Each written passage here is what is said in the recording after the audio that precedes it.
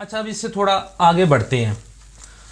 اب وہ دوسری بات آ جاتی ہے حضرت بلال حبشی رضی اللہ تعالیٰ عنہ کے متعلق کہ حضرت بلال حبشی رضی اللہ تعالیٰ عنہ آپ شین کو سین پڑھا کرتے تھے. تو یہ واقعہ تو آپ سب نے بھی سنا ہوا ہے کہ آپ شین کو سین پڑھا کرتے تھے، اور اس کے پیچھے کا واقعہ یہ بتایا جاتا ہے کہ جی حضرت بلال حبشی رضی اللہ تعالیٰ عنہ کی زبان کے اوپر کولے رکھے گئے تھے، تو جس کی وجہ سے آپ کی زبان کے اندر لکنت آ گئی تھی. تو آپ سے سین جو تھا، یہ شین جو ہے یہ آپ سے ادا نہیں ہوتا تھا، تو آپ اشہد انا کی جگہ اشہد انا پڑھا کرتے تھے.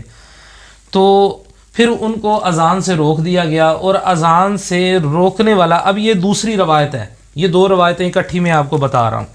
اب دوسری روایت آ جاتی ہے کہ حضرت عمر فاروق رضی اللہ تعالیٰ عنہ نے حضور نبی پاک صلی اللہ علیہ وسلم کی بارگاہ میں حاضر ہو کر عرض کی، یا رسول اللہ صلی اللہ علیہ وآلہ وسلم، بلال اذان ٹھیک نہیں دیتے ہیں، بلال اذان ٹھیک نہیں دیتے. تو آپ صلی اللہ تعالیٰ علیہ وآلہ وسلم نے ارشاد فرمایا تو عمر پھر کیا کرنا چاہیے؟ تو حضرت عمر نے عرض کی، یا رسول اللہ صلی اللہ علیہ وسلم اذان کوئی اور دے. تو آپ صلی اللہ علیہ وسلم نے فرمایا کہ ٹھیک ہے عمر، جیسا تم چاہتے ہو ویسا کر لو.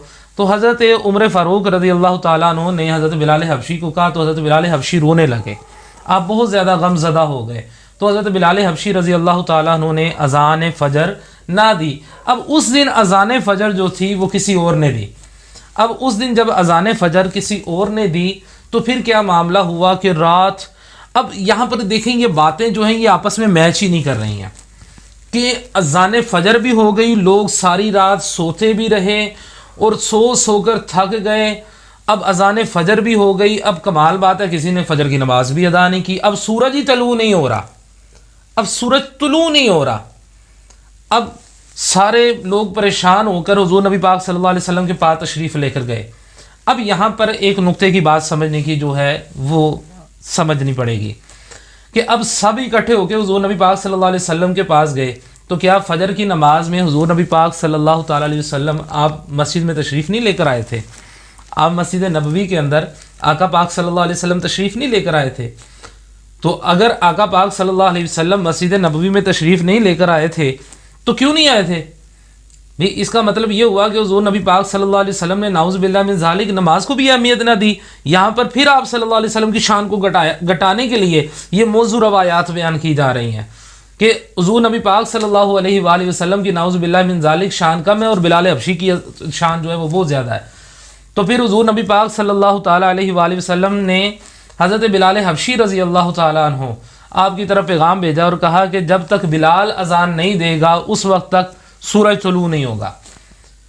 اب حضرت بلال حبشی رضی اللہ تعالیٰ عنہ تشریف لاتے ہیں، آپ آ کر اذان دیتے ہیں. حضرت بلال حبشی رضی اللہ تعالیٰ عنہ نے اذان دی تو سورج طلوع ہو گیا. بھئی یہ کیسے ہو گیا کہ اذان دیتے ہی سورج طلوع ہو گیا؟ اب جب بلال حبشی نے اذان دے دی تو پھر لوگوں نے فجر کی نماز ادا کیوں نہ کی؟ بات سمجھنے کی ہے نا. تو یہ موضوع روایات ہیں جس کو ایک مٹھاس والے انداز میں جو ہے نا وہ ہمارے سامنے رکھ دیا گیا اور کہا کہ بس اب تم اس کے پیچھے چلتے رہو.